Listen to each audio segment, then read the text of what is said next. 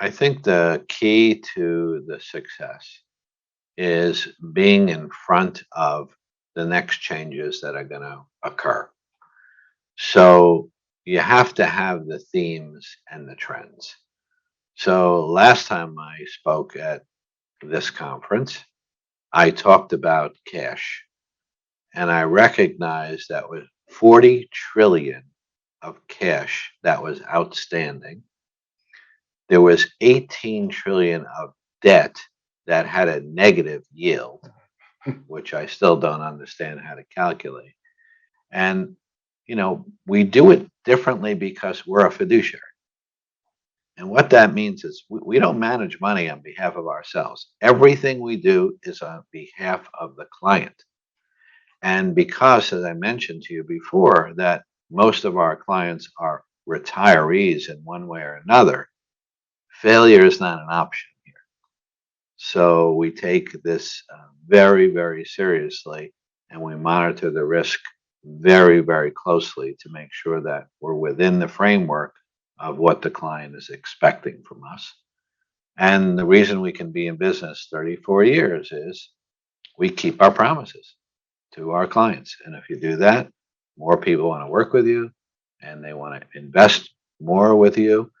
And we need to continue to come up with ideas, different securities to make sure that we keep those promises. And what's more important than that? So when someone entrusts you with their money, they're entrusting you in their dreams. And that's why I mentioned that failure is not an option here. The last question, culture. You are very much known as the heart of BlackRock. It's an award that many have received at BlackRock that you've underwritten.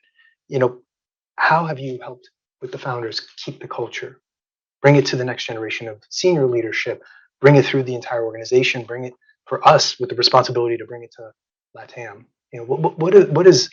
What does that mean to you today, and then as you see it into the future?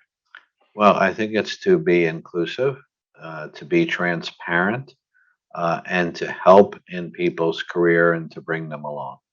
So the greatest success the founding partners would have is to bring someone in from a school and watch them develop, give them content, and help them to be successful.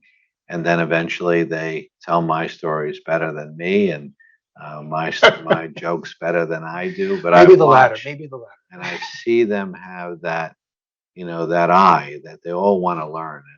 And I tell them, I describe it, the analogy I use is basketball, and that when they come in there at half court, and my job is to help them develop content, and they get closer to the basket. Because if you're standing at half court, you're not going to catch many balls.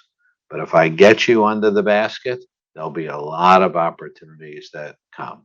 So what I try to do is put people in a position to be lucky. And the way you do that is content, and then the opportunity, the mentorship, and the culture of be nice. We're all working together as a team. And we hire a lot of people that come in and they're very ambitious, and that's okay. But we work together as a team and we compete externally, not internally.